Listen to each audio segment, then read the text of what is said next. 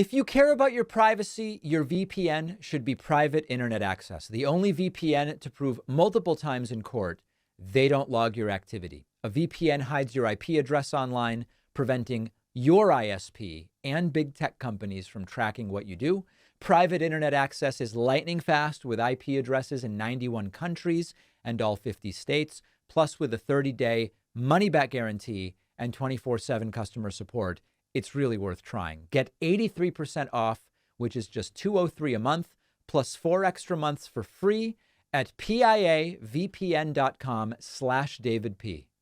Well, here we are, everybody. Hope you had a good weekend. You know, if I said to you the phrase, bleach blonde, bad built butch body, you might assume that it was part of either, I don't know, an old episode of Jerry Springer or maybe some kind of satirical show, but it's actually a phrase that was uttered during a congressional hearing, and it was a reference to radical and repugnant reactionary Congresswoman Marjorie Taylor Greene after Greene invoked the physical appearance of Congresswoman Jasmine Crockett and referring to her fake eyelashes. And there's a couple of important points that I think need to be made here. The biggest of which is about the degrading and debasing of the political discourse, of which both Democrats and Republicans are a part, I think it should be said, but primarily driven by the race to the bottom that has been MAGA Trumpism. So let's start, I don't know, I guess at the beginning, because there's no better place to start.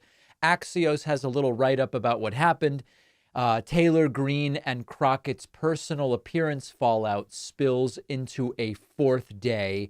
And it explains how there were hearings about, there were hearings during which a lot of the focus and discussion became physical appearance. I'll play the beginning for you here, which is where Marjorie Taylor Greene refers to the alleged fake eyelashes of Jasmine Crockett as getting in the way of her being able to see what's going on. And then you may also hear someone in the background say, is that a porn star? And I think that might have been Congressman Goldman, although I'm not totally sure. I'd like to know if any of the Democrats on this committee are employing Judge Merchan's daughter. Please tell me what that has to do with Merrick Garland.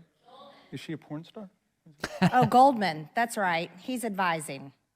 Okay. He's advising who? What? Do you know what we're here for? You know we're here about AG. I don't think you know what you're here for. Well, you the one talking about. I think your fake eyelashes are messing up. No, what you're ain't reading. nothing. Hold on. Listen. Order. Okay, so not that we need to referee this childish spat, but this was the opening of the door to comments about physical appearance. Okay, so now a lot of people go low during this, some in more humorous ways than others. But this is objectively the start of the physical appearance barbs. Mr. Chairman, That's beneath would even you your please screen. regain That's order beneath of your even you. committee? Order. I do have a point of order, and I would like to move to take down Ms. Greene's words. That is absolutely unacceptable. So this is now AOC. How dare you attack the physical appearance of another person? Are your feelings Move hurt? her words down. Aw. Oh, girl, baby girl. Oh, really? Don't even play. with Baby me. girl? I don't think We are so. going to move, and we're going to take your words down. I Thank you very second that motion. So who will have to pay us? Okay. Ms. Greene agrees to strike her words. I believe she Chair was recognizes- apologizing. No. She Chair- was apologizing. Order. Okay, so this was the initial thing. And then sort of like an indirect thing from Congresswoman Jasmine Crockett, who asked a hypothetical question. Would you be allowed to say that someone has a bleach blonde, bad built butch body, which of course refers to I'm trying to be like a sort of fair describer. It's a reference, if you're not familiar, to Marjorie Taylor Greene's physical appearance, which I guess comes at the hands of some combination of genetics and CrossFit. I don't know. But this is the way that Jasmine Crockett, obviously she's referring to Marjorie Taylor Greene, but posing it as a hypothetical. Ms. Greene for 4 minutes and 21 seconds. Mr. Chair, point of order. Who's It's me. Ms. Crockett? I'm just curious, just to better understand your ruling. If someone on this committee then starts talking about somebody's bleach blonde, bad built butch body, that would not be engaging in personalities, correct? A what now? Chairman, I'm I make a motion to strike those words. I don't think that's Hold on. part of I'm it. trying to find clarification on what. It's like what words? It's a point of order. That's the funny part about it. Chairman, motion to strike I had no those idea words. what you just said.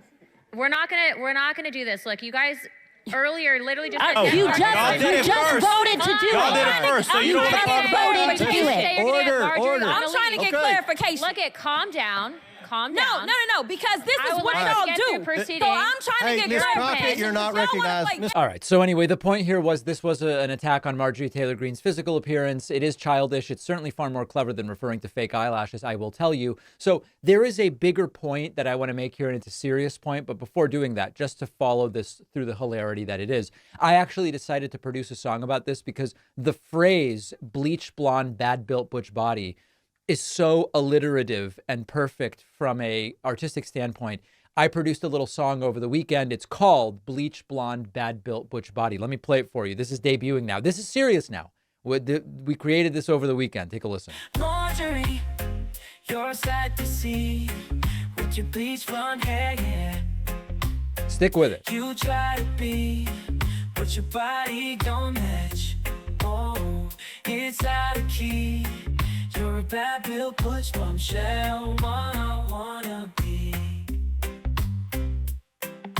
Marjorie, Yep. you like to think you fly, but your fashion sense, girl, it's an alright.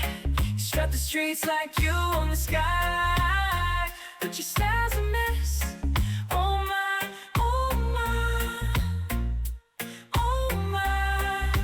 Bleach blonde, bad built butch body. Right. Marjorie, oh Marjorie. Okay, so that could be the song of the summer. I think that down in Aruba and the U.S. Virgin Islands, British Virgin Islands, on all of the little waterfront bars, that's what they're going to be listening to. So listen, on both sides, personal attacks like these represent the degradation of political discourse. And when lawmakers resort to childish insults during hearings paid for by my tax money and your tax money, rather than substantive debate, it's bad. At the same time, we shouldn't both sides this thing, because the reason we got here, the reason we have fake eyelashes and butch bodies distracting from the real issues, in part, is the degree to which MAGA Trumpism has gotten us away from real issues. And case in point, at the hearing, even before the eyelash butch body stuff started, Marjorie Taylor Greene was asking, does anyone on the committee employ Judge Juan Merchan's daughter? That's the judge in the Trump criminal trial, who judge says is conflicted, and she's being Trump's lapdog by going out and suggesting the very things Trump was told to stop saying because of the gag order. So even the presence of Marjorie Taylor Greene there is really the degradation. Now, if we want to play it down the middle, you can argue what Jasmine Crockett did, albeit much more clever, is also going down, going low. Okay. And I would be there with you to say that that's true to some degree. But we have gotten completely off base here with regard to exchanges that distract from the real issues. We should be focusing on policy, and the mere presence of MAGA Trumpism in our political system is the main problem. Can you say Jasmine Crockett deserves some blame for what she did? Sure. But she's really only stooping down to where Marjorie Taylor Greene pulled her. And at the end of the day, it was just a point of order. It was a hypothetical question. If someone were to say something like bad built, bleach blonde, butch body, would that be a problem, given what Marjorie Taylor Greene said is apparently okay? Ugly stuff, but it's MAGA that pulled us down there. All right, what sort of injection could President Joe Biden be getting to hide his dementia? That's the medical question we will seek to answer in this segment. And I believe that it is time to do this because these right-wingers just won't stop. Here's yet another example of Congressman Byron Donalds, a Trump-loving Republican, on Fox News, completely baselessly, recklessly suggesting to Maria Bartiromo that Joe Biden is getting injections to appear coherent. Let's take this seriously for a moment. Here's what Byron Donalds had to say. Then I'll tell you what the truth of the matter is. Okay, so what did did you see when you were at the State of the Union? You heard what your colleague Greg Murphy said. He's the head of the Doctors Caucus. He says, quote, Joe Biden was jacked up. Now you've got President Trump saying he wants drug testing. Should there be drug testing before these debates? Maria, I'll tell you, I absolutely agree with that. There should. You could tell that Joe Biden comes in, he's jacked up, and then as the hour goes by, he slowly winds down. So the American people need to understand if they're giving him some injection so that he can actually look like he's coherent and he's with us. All right. So that's the allegation without evidence. He's jacked up, and then during an hour period, he winds down. And we need to know what sort of injection he might be getting. Now, first of all, slowly winding down is kind of normal, right? Like as speeches and days go on, you get tired. It's not a crazy smoking gun if after a 90-minute speech, your energy is lower than at the beginning of a 90-minute speech. But let's put that aside for a second. There aren't an unlimited number of substances that could be given to Joe Biden. Now, put aside for a second that many of these would be taken orally. They wouldn't even be injected. Let's just generally talk about what could Joe Biden be receiving. Stimulants, right? You've got your Adderall and your Ritalin and drugs typically prescribed for ADHD. They increase alertness. Sometimes they're used for study drugs in college. They increase attention. They increase an energy level. They last 4 to 6 hours. Adderall's 4 to 6 hours. Ritalin's 3 to 5. So even if Joe Biden were taking such a stimulant, there's no reason that after a 60 or 90-minute speech it would be wearing off because they last 3, 4, 5, 6 hours. In addition, stimulants don't improve cognitive function in people with dementia. So, all right. So the idea is stimulants also, I don't know why it would be injected. You normally take these orally. Doesn't make any sense. And by the way, you risk anxiety and agitation because in a lot of people, these drugs generate a sense of anxiety, agitation, and jitteriness. So you risk Joe Biden actually coming off less coherent if the point is you're trying to make him more coherent. So, okay, the stimulants, not a likely candidate. What about nootropics? Nootropics like modafinil. Nootropics are substances that claim to enhance cognitive function like executive function or creativity.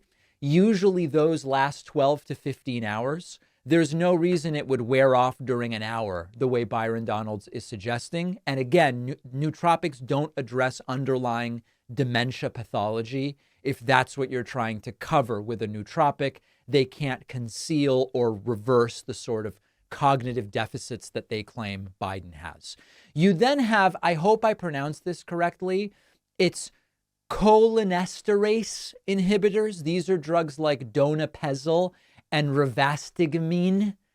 I'm sure these are abortive pronunciations, but these are often prescribed to manage symptoms of Alzheimer's disease. They have very long half-lives. Donepezil has a half-life of 70 hours. One of the other ones is 10 hours. So these effects last a really long time, but they're extremely mild. They wouldn't jack you up with the energy that they claim Joe Biden is jacked up on. And then beyond this, we're in like super speculative stuff, you know, like the bottom. What about ginkgo biloba, stuff that's not at all proven, antipsychotics, which wouldn't improve cognitive function. So the most plausible thing is coffee. Is coffee the cognitive smoking gun now? We're banking on coffee being the dementia-hiding super drug that is being injected so that you jack up Joe Biden. And of course, the effects of caffeine usually start 15, 20 minutes after consumption. They can last 3 to 5 hours. The half-life is like 5 hours. And usually the peak effects last 1 or 2 hours. Caffeine doesn't impact cognitive impairments caused by dementia. Caffeine temporarily causes an increase in alertness and can make you feel less tired. So the bottom line here is, even if we want to seriously deal with what they are suggesting without evidence, that Joe Biden is being injected with something, there really isn't a something that would do what they say it is doing. So it's time for them to stop the reckless speculation.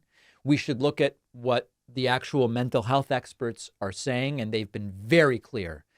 Donald Trump's behavior is far more disturbing than Joe Biden's when it comes to cognitive state. Monday is Memorial Day.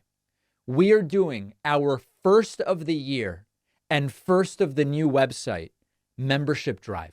We want to set the single day record for new members. We are getting beaten back and down by Facebook, which has said we won't recommend political content anymore. Instagram, TikTok, all of them. Okay. Let's do this. If you want to be notified about this one-day membership special, just get out our newsletter at davidpakman.com. Monday morning, you will get an email. It will be a beautiful thing. Let's take a quick break and then the show continues. As many of you no doubt know, I'm originally from Argentina, and one of the things I really miss about being there is the soccer and how easy it is to find it on TV. And now that I live in the US, for soccer, I turn to private internet access. Our sponsor, Private Internet Access, is a VPN that lets you change your IP address and make it look like your computer is anywhere in the world. So I can set it to Argentina to access the soccer matches. I can set it to the UK to access British Netflix content, much of which is really good.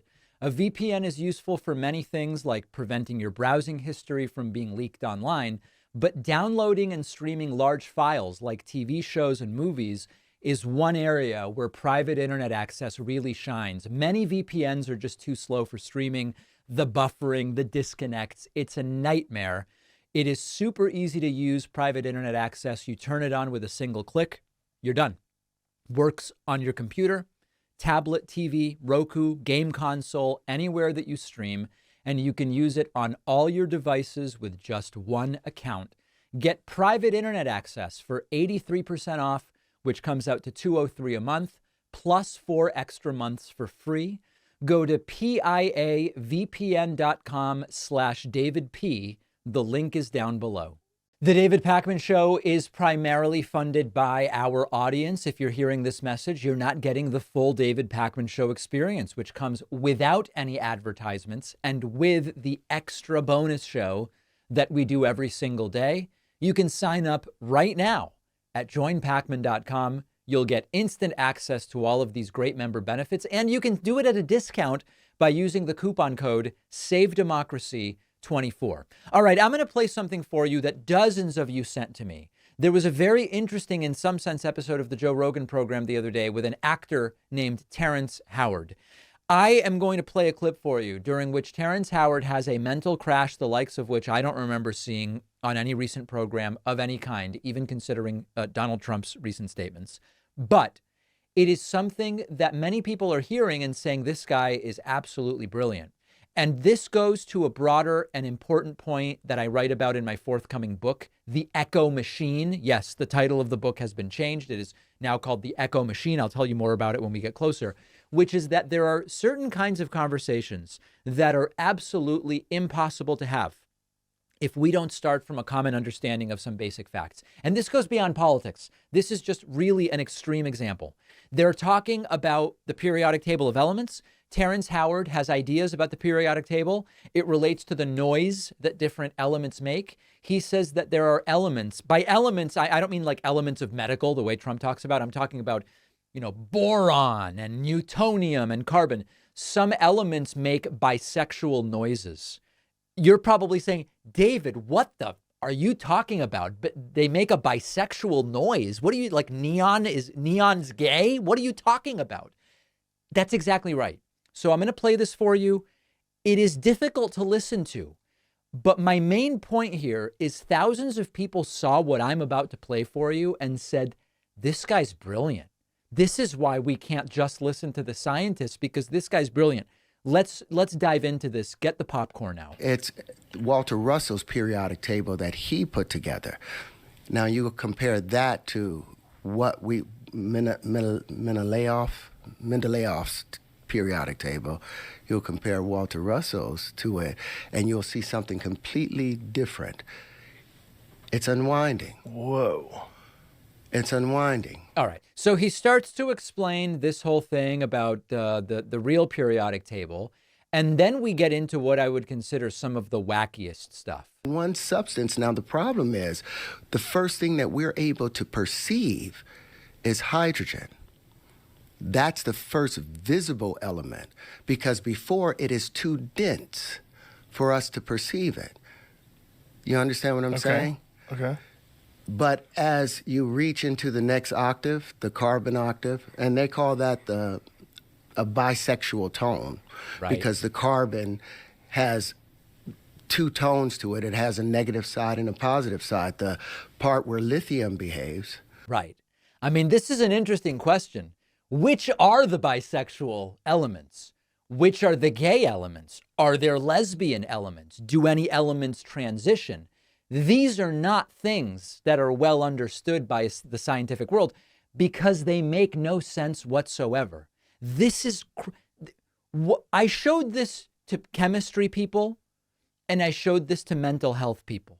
The chemistry people said to me, David, there is not even a vague overlap between this entire thing that Rogan's going, interesting, man, interesting. There's not even a vague overlap to reality from a chemistry standpoint. And the mental health people I showed it to said, this is very serious. You might classify, without diagnosing, you might classify this as severe mental illness if someone presented in your office and said this stuff. Let's listen to a little bit more of it. And it only gets wackier.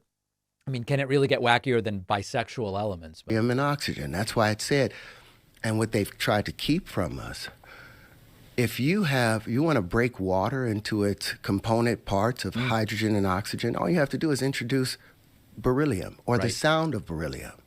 And oxygen will violently... I once heard beryllium make a racist comment, and it almost caused a black hole. Break away from any other thing, even hydrogen, to bond with that beryllium. And now you can have it just with the frequency of it.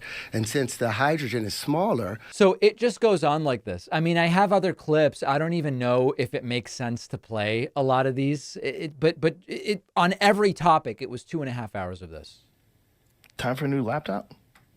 Oh, wait, sorry. This is the wrong one. Here we go. The lie. If you're right, so many people are wrong. Everyone's wrong. Oh, well, the universe backs me up. And I have the proof of it. You have all these physicists that's saying something different, but none of them have 97 patents. None of them have introduced a new form of flight with unlimited midair bonding.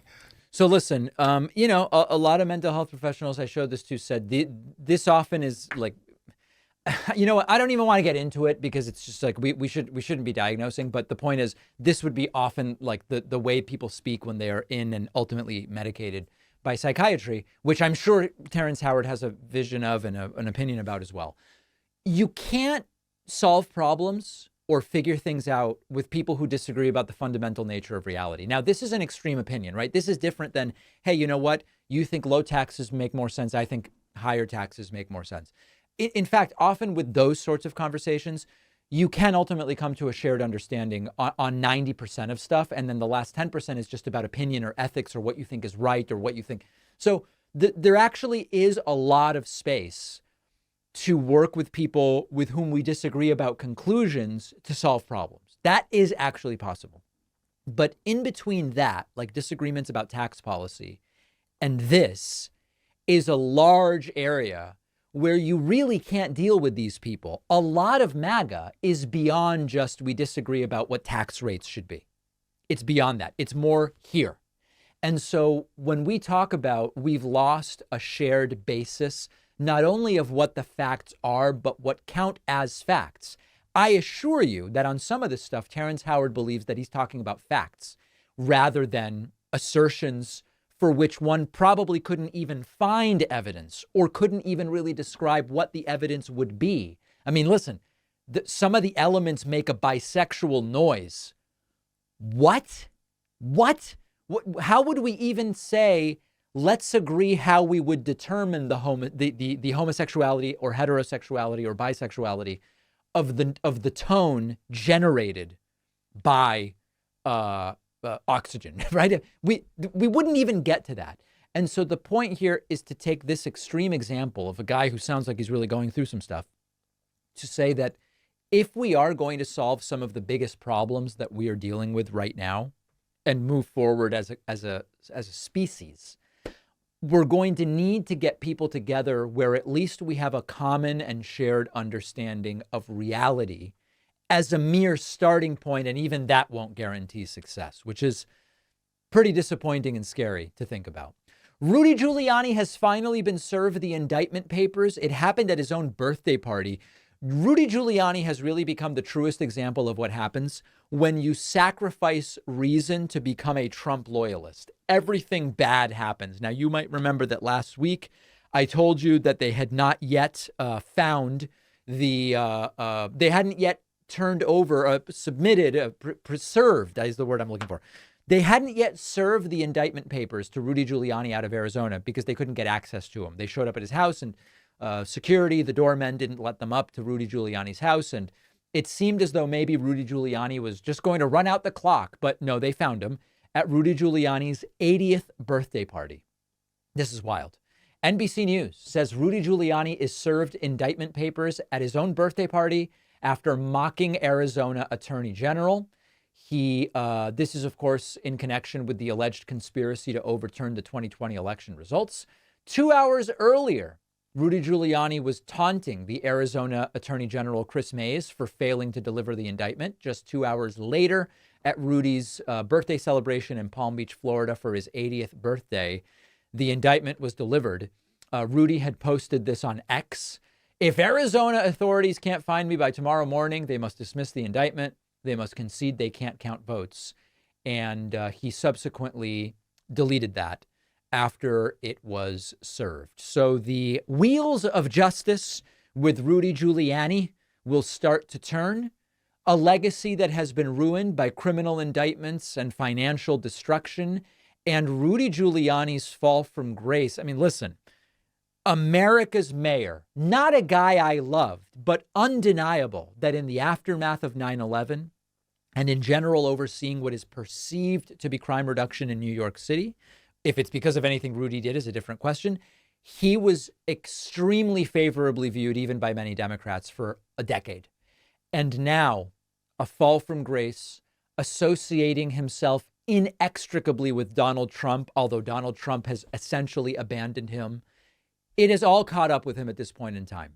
And the fact that the indictment caught up with Rudy reminds us that no one is above the law, even those who believe themselves to be untouchable. So the underlying story here, the ongoing chaos, the legal troubles within Trump's inner circle, and there is a picture being painted here of disarray and scandal, even among Trump's closest allies, even among people he doesn't necessarily speak to anymore. So they got him. They got the indictment. Rudy has been formally served. We will now see what comes next. And honestly, I don't even know if the guy has any money left at this point. We're going to look now at something that took place on Fox News with Republican Congresswoman Elise Stefanik. Elise Stefanik is a big Trump suck-up, but she hasn't always been. And in fact, there are prior reports about her referring to Donald Trump previously as a whack job and insulting to women during the 2016 campaign.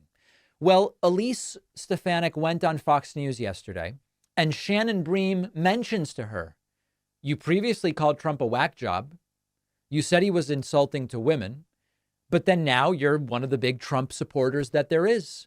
And Elise Stefanik did not like it. But there's a really interesting takeaway here, which I will explain in a moment. Take a look. Leadership. I want to talk to you about the Veep stakes. Your name is continually thrown out as being on the short list, potentially, that this trip may be part of an audition. The New York Times had a lengthy piece where they talk about your transformation, they say, from somebody who was not supportive of President Trump to somebody who is full-throatedly supportive of him. They say you called him a whack job at one point, and they add this. In August 2015, she told a New York radio station that he was insulting to women and that his candidacy would hurt the party's efforts to attract female voters. According to her former friends, they continue, she thought Mr. Trump was too awful and ridiculous to be taken seriously. Her revisionism still shocks those who have known her the longest and who remember the disdain she expressed for Mr. Trump back then. So the question is when, more importantly, why did you change your mind about President Trump? Well, Shannon, it's a disgrace that you would quote the New York Times with nameless, faceless, But they're false quoting your sources. friends, so I'm giving you a chance to respond to Shannon, that. Shannon, they're not quoting my friends. Those names are not included because they are false smears. I was attacked to be as the fair, only there are a number Republican of names Shannon, of people. Just to be fair, there are a number of names. This is fantastic. Of people who Shannon, are quoted in the article. Shannon, let me People can correct read it you. for themselves. This is a false smear, and let me tell you a fact, Shannon. In 2016, I was attacked as the only elected Republican from the Northeast who voted for President Trump. Democrats spent hundreds of thousands of dollars attacking me for that fact. So to say that I didn't support him is just false. I have been proud to be one of the strongest supporters, going back to when he ran for 2016, which was when it was my first re-election to the House. I have strongly supported him. He is going to be the next president of the United States. The American people know that. My constituents know that. So she really didn't like this. She really didn't like this. And it's not just Elise Stefanik, but it is many Republicans who originally expressed what I honestly think are their real views about Trump. They're disgusted by him.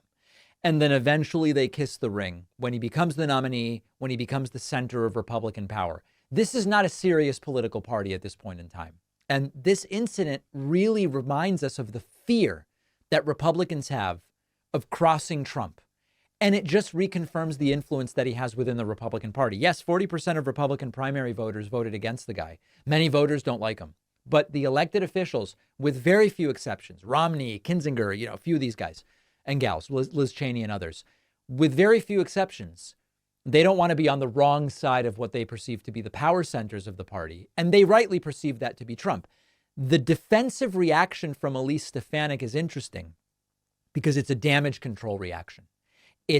There are internal conflicts and insecurities here, but I need to be on the right side of my relationship with Donald Trump. And the power dynamics at play are serious. She knows she must conform to party lines, even if she has to contradict past statements. Or to put it a different way, she would rather be seen as a hypocrite who said one thing but probably didn't mean it, changed her mind, now she's friends with Trump. She would rather be seen as a spineless hypocrite than to be on the wrong side of Trump at any given time. And there are many examples of this. I mean, listen, even Romney, who now is against Trump, Romney was very much against Trump. Then he thought, hey, he might make me Secretary of State. He went and had lunch with President-elect Trump in 2016. They had frog's legs and turtle soup or whoever knows the hell what. Then it seemed, actually, you're not going to get Secretary of State. And slowly Romney turned back against Trump. Lindsey Graham was a strong critic of Trump's in the 2016 primaries. He called him a race-baiting, xenophobic, whatever. And then Lindsey Graham became one of the biggest supporters of Trump. Ted Cruz, Trump said Ted Cruz's wife is ugly. And Ted Cruz denounced him and eventually got behind him. So this is the theme here. The theme is they ultimately get in line because they don't want to be on the wrong side of power. And the power for now and for the foreseeable future within that party connects to Donald Trump. And Elise Stefanik indignant that prior reporting about her with sourcing about things she allegedly said would be brought up on Fox News, no less. So, we give them a little pat on the back at Fox News. At least Shannon Bream didn't back down. Good for her as far as that goes. Wildly triggering Elise Stefanik. Don't forget that the best way to support the David Pakman Show is by becoming a member, which gives you access to the daily bonus show, the regular show with no commercials. You also get access to our entire archive of every episode dating back a really long time and plenty of other awesome membership perks. Go to joinpakman.com, joinpakman.com. Right-wingers continue to insist that Joe Biden suffers from severe cognitive decline. He's too old to be president. He doesn't know what day it is or that he is even president of the United States.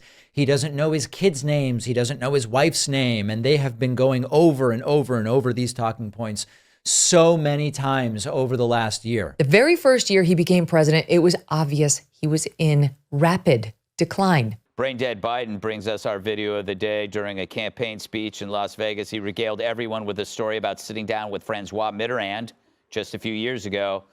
But Mitterrand has been dead since 1996. To be fair, that might be the same year Joe lost consciousness. And we have a man who's absolutely the worst president in the history of our country. You can't put two sentences together. Now, what's going on here is that Republicans would prefer not to debate the substance of Joe Biden's extraordinary policy achievements, and they would prefer not to deal with the fact that their presumptive nominee is facing 88 criminal charges. So instead, they are running with Biden's demented, desperately hoping that it will be enough to distract Americans from what actually matters. Now, setting aside that Biden and Trump are essentially the same age, there are well-documented signs of Trump exhibiting symptoms of gross dementia, as Dr. John Gartner and Dr. Harry Siegel have explained on our show. But it's not just Dr. John Gartner and Dr. Harry Siegel. Dozens of former cabinet officials for Donald Trump have come forward to express concerns that Trump is unfit to serve as president of the United States for a second term. Start with Mark Milley, Donald Trump's former chairman of the Joint Chiefs of Staff, responding to Trump's suggestion that Milley should be put to death. Milley went after Trump as the wannabe dictator that he is. We don't take an oath to a country. We don't take an oath to a tribe. We don't take an oath to a religion. We don't take an oath to a king or a queen or to a tyrant or a dictator. And we don't take an oath to a wannabe dictator. Joe Biden's chairman of the Joint Chiefs of Staff, Charles Q. Brown, has not expressed any concerns about President Joe Biden. William Barr served as Donald Trump's attorney general. In 2023, he called Trump a consummate narcissist. He is a consummate narcissist, and he constantly engages in reckless conduct that puts his political followers at risk and the conservative and Republican agenda at risk. Would he put the country at risk if he was in the White House again? He will always put his own interests and gratifying his own ego ahead of everything else, including the country's interests. There's no question about it. This is a perfect example of that. He's like a defiant 9-year-old kid who's always pushing the glass toward the edge of the table, defying his parents to stop him from doing it. It's a means of self-assertion and exerting his dominance over other people. And he's a very petty individual who will always put his interests ahead of the country's. Barr has also referred to Donald Trump as despicable.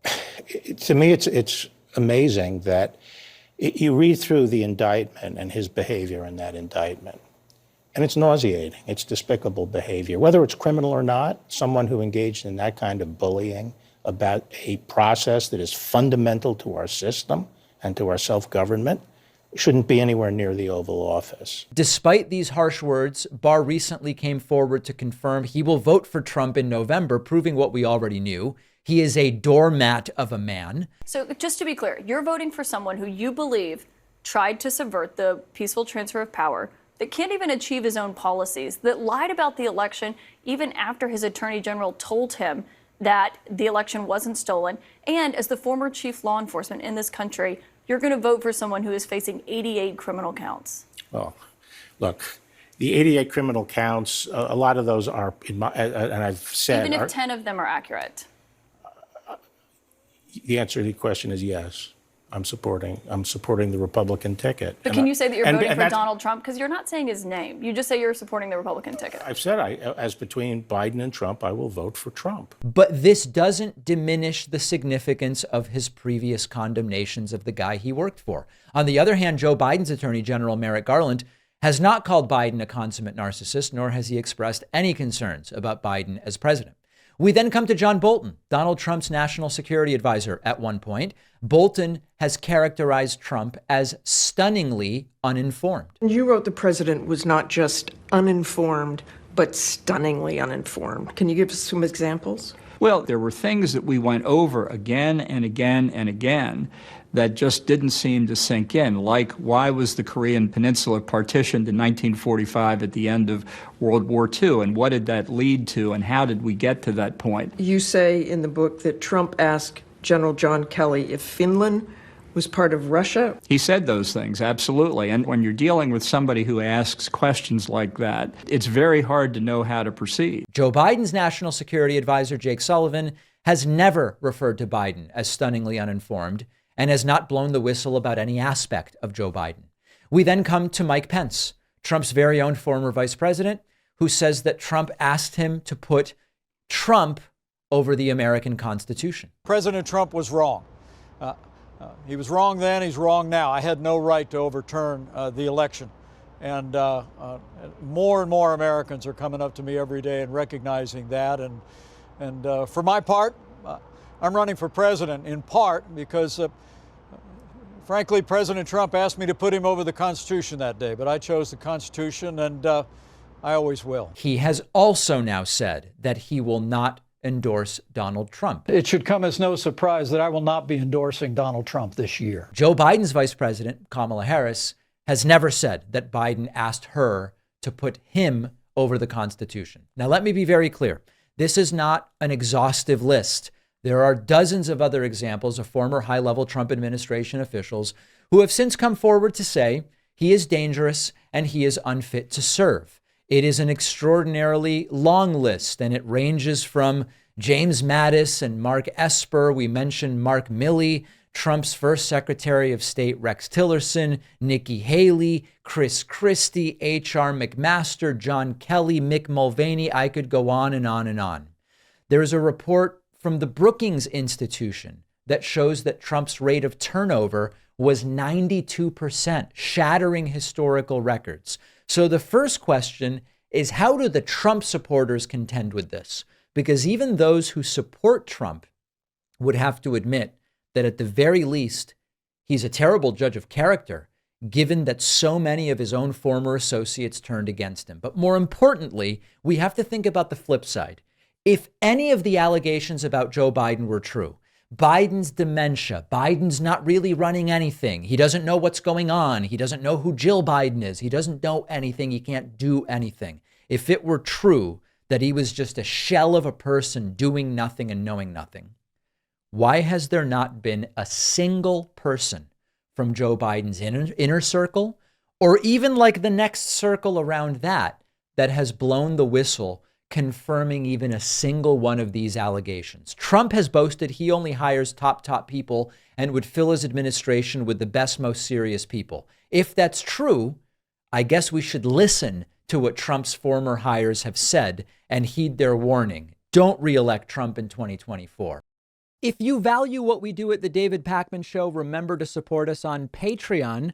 Go to patreon.com/David Pakman Show, where you can get access to behind the scenes videos, the Daily Bonus Show, the commercial-free Daily Show. You can support the show for as little as $2 a month.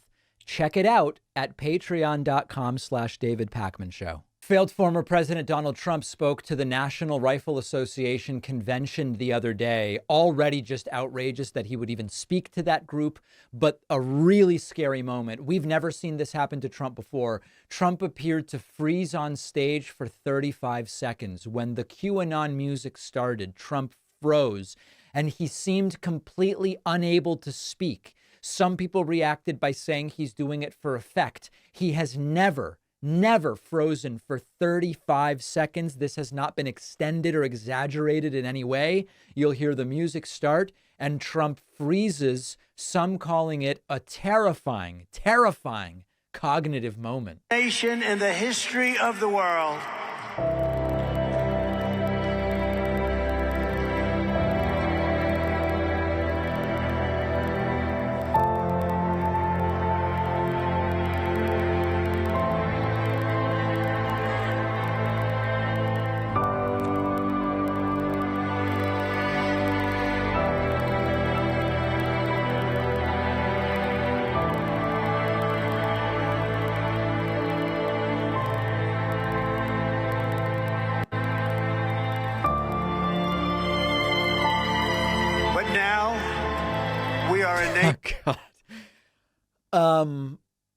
Even Mitch McConnell only froze a few seconds. And for people suggesting that Trump's teleprompter was glitching, regular Trump, when his teleprompter glitches, which of course you can see teleprompter there, Biden's bad for using a prompter. Obama was bad. Trump's using a teleprompter.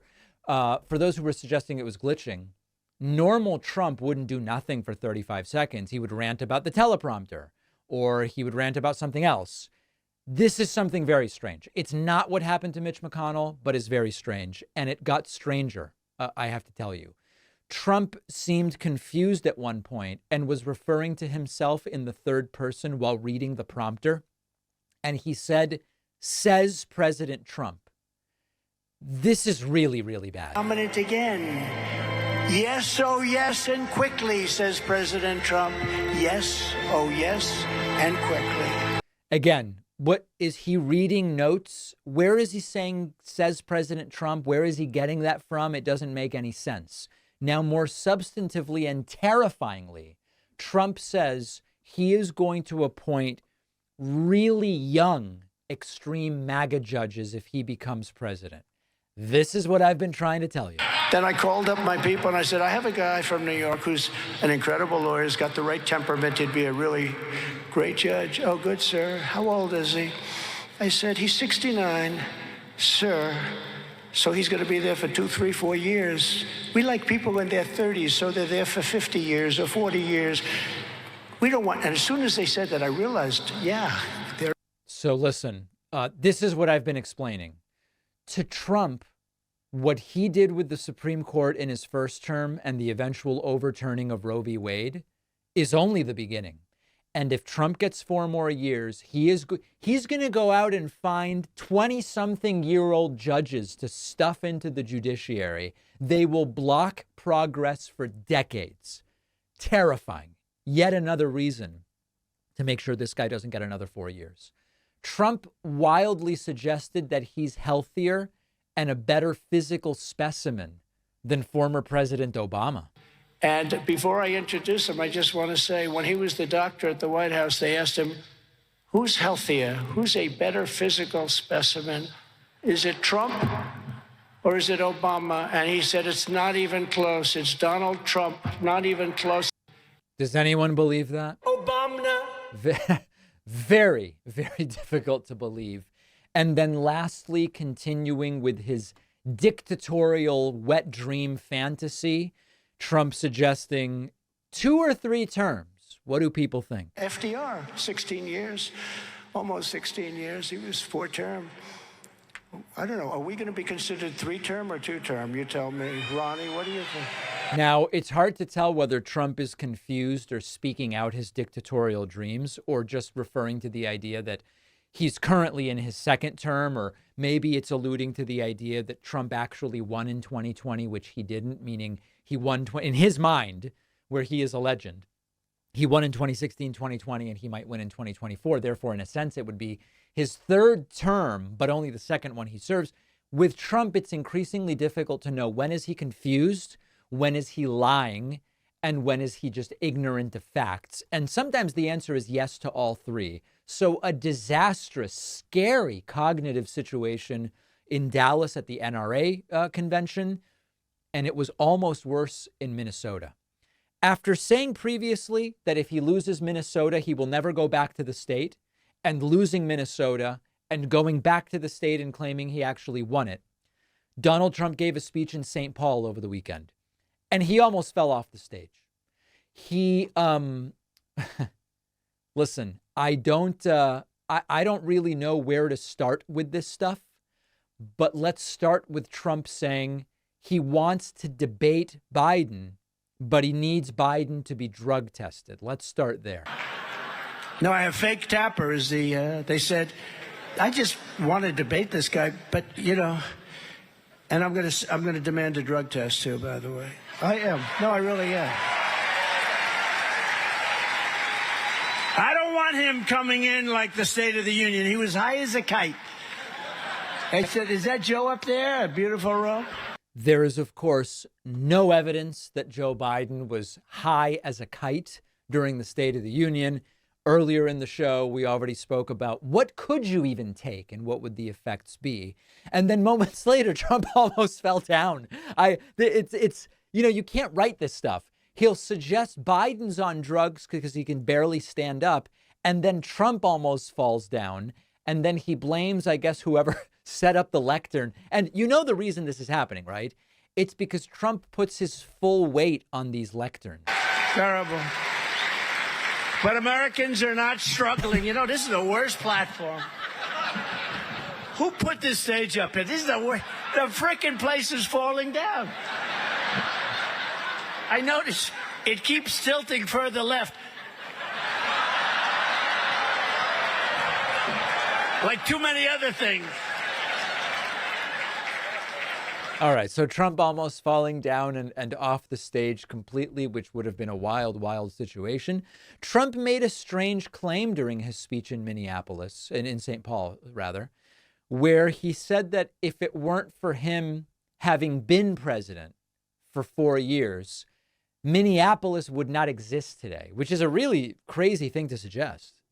Let's listen. If you didn't have me as president, you wouldn't have Minneapolis today, and you wouldn't have had a couple of other cities that we saved, or little beautiful areas that we saved. We saved them for you. But what? Yep.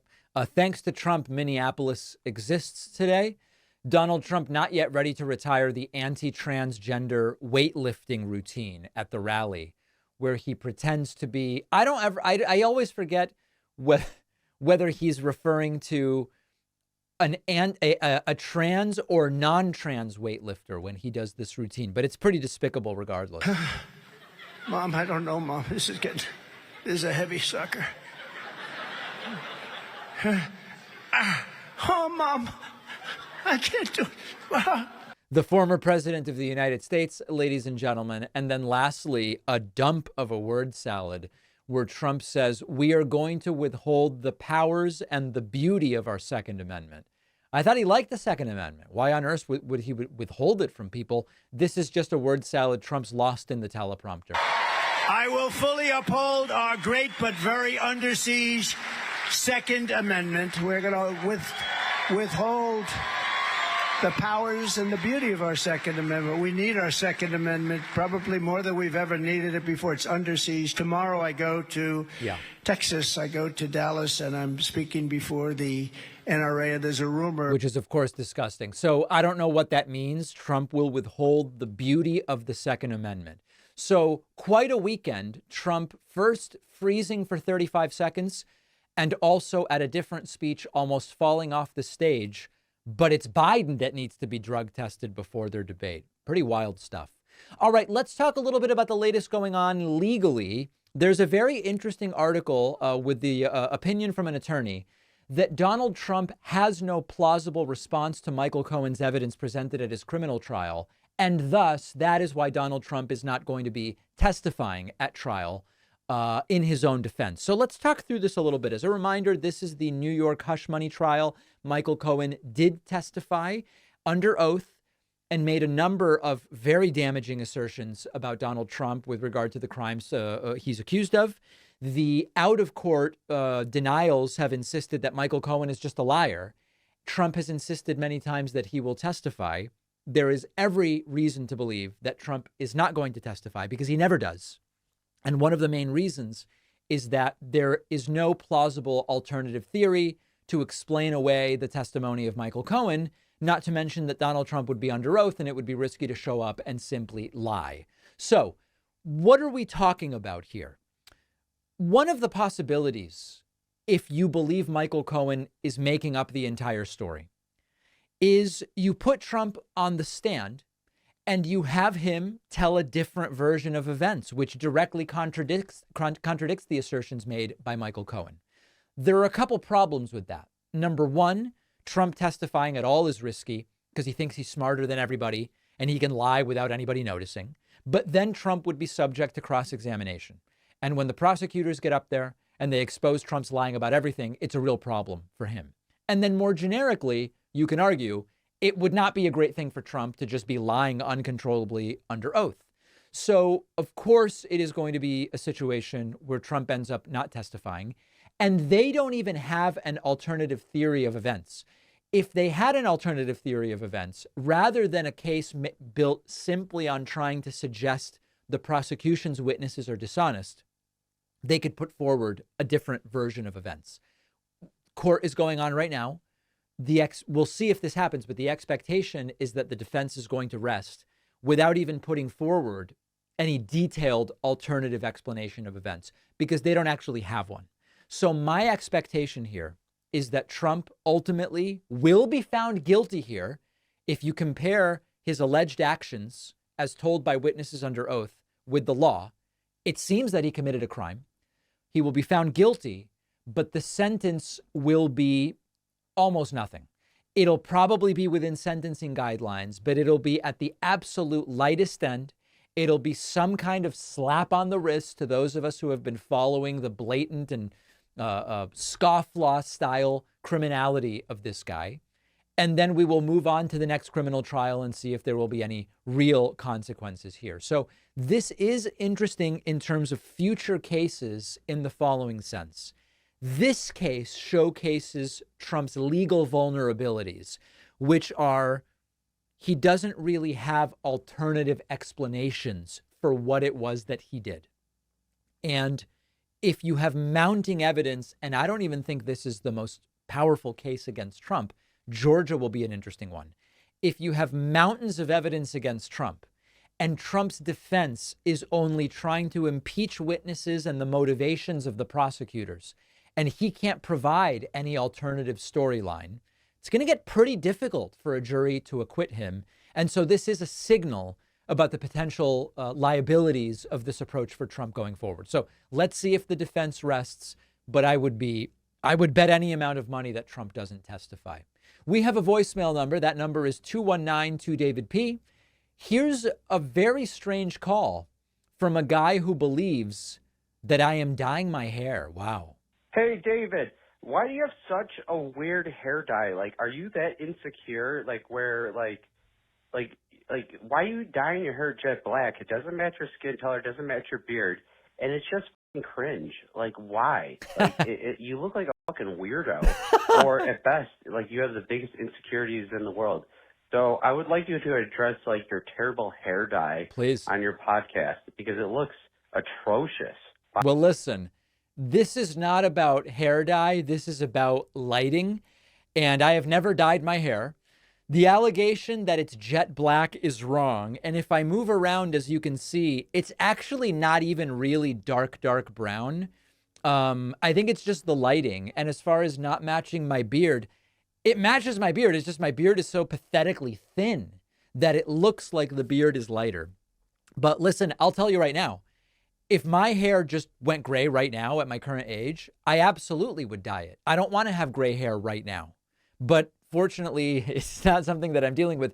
And we've had these things over the years where there was a while where people, two people were writing in regularly saying, David, I can tell that you're drinking and that you're drinking before getting on the show. I can see that your eyes are glassy. And of course, at the time I said, listen, I have like at the most one drink a week. And then it's David, you know, a lot of people who are alcoholics, denial is the first step. So there was the glassy-eyed drinking allegations. There were the, David, you really seem to be struggling with drugs right now. I can tell from your red eyes. These are mostly lighting and my skin just, you know, I don't know, like my eyes sometimes like look red, I guess. I don't know. So I will alert you when I start dyeing my hair, rest assured, but it is not something that is going on at this point in time. Monday, Memorial Day, it is the one and only single day membership drive of the year. We will email everyone with a very special discount code to sign up on this very special day, the Memorial Day membership discount. Sign up at get on my mailing list at davidpakman.com to be notified Monday morning. It's going to be a beautiful thing. We've got a great bonus show for you today. We will talk about the Iranian president being killed in a helicopter crash. Wild story. We'll talk about Paul Pelosi's attacker getting sentenced to 30 years in prison and so much more. All of those stories on today's bonus show. Sign up at joinpakman.com to get instant access.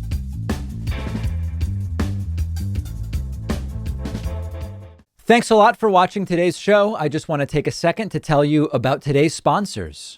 If you care about your privacy, your VPN should be private internet access. The only VPN to prove multiple times in court they don't log your activity. A VPN hides your IP address online, preventing your ISP and big tech companies from tracking what you do. Private internet access is lightning fast with IP addresses in 91 countries and all 50 states, plus with a 30-day money-back guarantee and 24/7 customer support. It's really worth trying. Get 83% off, which is just $203 a month, plus 4 extra months for free at piavpn.com/DavidP.